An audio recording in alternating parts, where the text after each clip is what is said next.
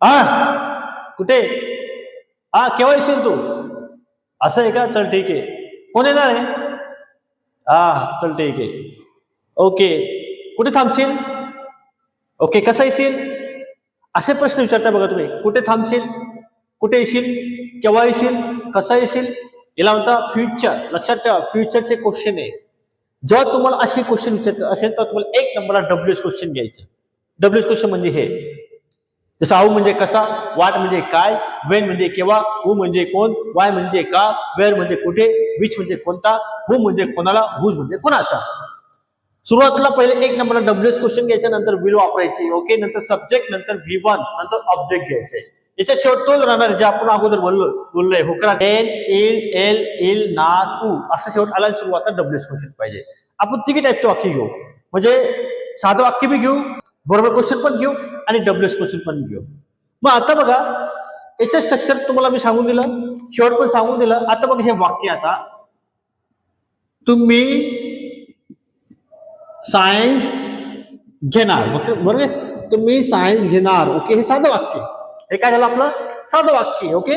मग आता मला हे वाक्य करायचं असेल तर तुम्ही काय म्हणणार? यू विल, आणि घेण्याला म्हणतात take. You will take science. You will take science. Okay. आणि साधं वाक्य. आता मला याला वर्ब क्वेश्चन करायचे. बघा आता याला वर्ब क्वेश्चन कसं करेल मी? तुम्ही सायन्स घेणार का? फ्युचरचे क्वेश्चन विचारतोय. बघा नार का, बघा नार का आला ना, नार का. तर त्यावेळेस तुम्हाला हा जो विल आहे ना, विल तो पुढे घ्यायचे. म्हणजे हे वाक्य कसं आलं मग? विल यू का वापरणार तुम्ही? Will you. नंतर काय येणार? तुम्ही टेक वापरणार. Will you take science. हा झाला क्वेश्चन मार्क. पण आता मला याला डब्ल्यूएस क्वेश्चन करायचंय. मग आता डब्ल्यूएस क्वेश्चन करणार तुम्ही किंवा सायन्स घेणार. आता बघा या ठिकाणी आलंय आता केव्हा. आला का नाही आला? आणि शेवट बघा नार. डोक्यात लक्षात ठेवा, फ्युचर, सिंपल फ्युचर. मग आता केवळला इंग्लिश मध्ये काय म्हणतात बघा? केवळला म्हणतात व्हेन म्हणतात. तो एक नंबरला गेला. कधी एक नंबरला वापरायचे. मग त्यावेळेस तुम्ही काय वापरणार? व्हेन वापरायचे. व्हेन आला आता एवढं. ओके. दोन नंबरला काय सांगितलं तुम्हाला? विल वापरायचे. फ्युचर मध्ये तुम्ही विल वापरायचे. मी या ठिकाणी काय वापरणार आहे? विल वापरलं. ओके. आणि सब्जेक्ट कोणता आलाय? तुम्ही आलाय. मग तुम्हीला काय म्हणता? यू म्हणता. व्हेन विल यू एवढा आलं. आणि सायन्स घेणं काय म्हणतात? Take science. Take science. आणि शेवटी क्वेश्चन मार्क. तर कधी लक्षात ठेवा, तुम्हाला जर कधी व्हेनने प्रश्न विचारला असेल तर तो नेहमी टाइम, वेळ, दिवस सांगायचे. आता मग याचं उत्तर द्यायचं असेल, हा व्हेन कट करा, हा यूला आय करा. आय विल टेक सायन्स असं घेतलं. I will take science. आता 10 तारखेला घेत असणार तुम्ही, कारण मग ऑन 10 जानेवारी या वगैरे काय असेल 10 तारीख सांगा, काही सांगा. मग कधी लक्षात ठेवा, तुम्हाला जर कोणी व्हेनने प्रश्न विचारताय तर 100% टायमिंग किंवा दिवस असं उत्तर त्याचं आलं पाहिजे. आता तुम्हाला म्हणजे मला असेल ती सायन्स केव्हा घेईल. आता ती आलंय ना, मग हा वेन विल आलंय. Wien will. आता यूच्या जागी फक्त काय टाकायचे? शी टाकायचे. मग हे वाक्य कसं आलं? When will she take science. Science केव्हा घेईल? When will Neha take science. तुझे वडील केव्हा येतील असं म्हणायचे. केव्हा येतील? When will. तुझे वडील म्हणजे युअर फादर, आणि याला का म्हणतात. आपण अजून 4-5 वाक्य बघू, म्हणजे अजून तुमचं डाऊट क्लिअर होऊन जाईल. मी अतिशय सोप्या पद्धतीने सांगतोय, कारण हे टेस्ट तुमचे पाठ राहिले तर तुम्हाला जो ऍडव्हान्स स्ट्रक्चर आहे ते लवकर समजेल.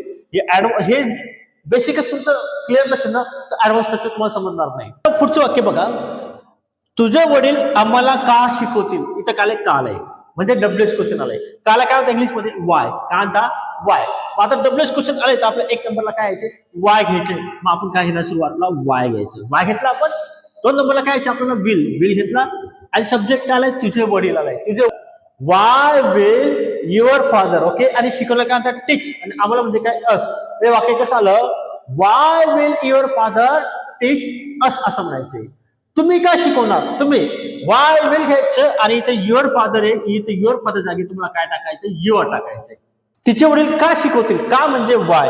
Y will. आणि तिचे वडील म्हणायचं असेल तर हर फादर टीच यू. बस एवढं. टीच घेतलं, पुढे काय असेल ते घेऊन टाकायचं. ओके. तुम्ही केव्हा येणार? Wien will you come. केव्हा. ओके.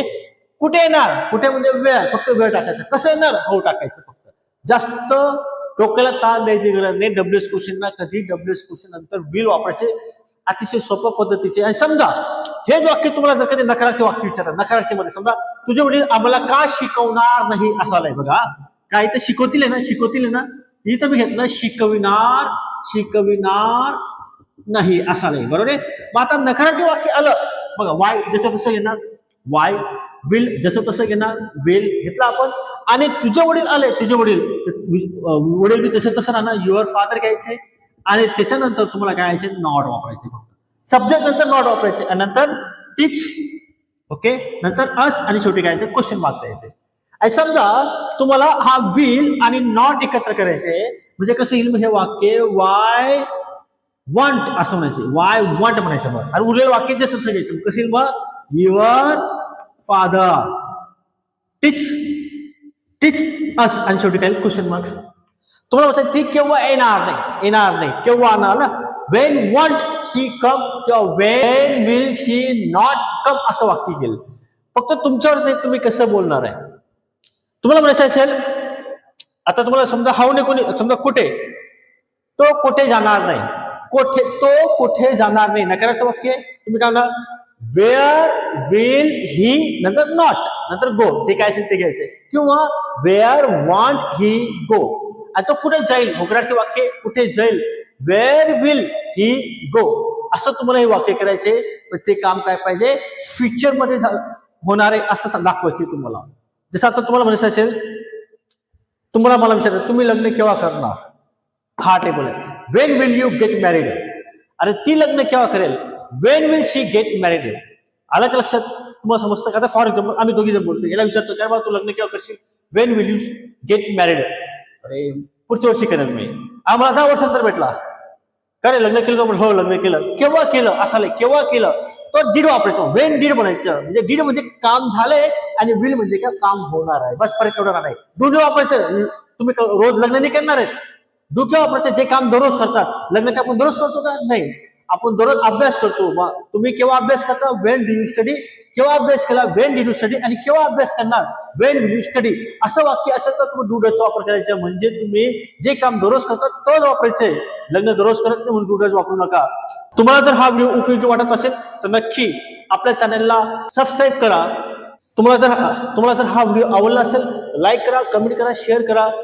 आणि हा व्हिडिओ पूर्ण पाहिल्याबद्दल थँक्यू व्हेरी मच.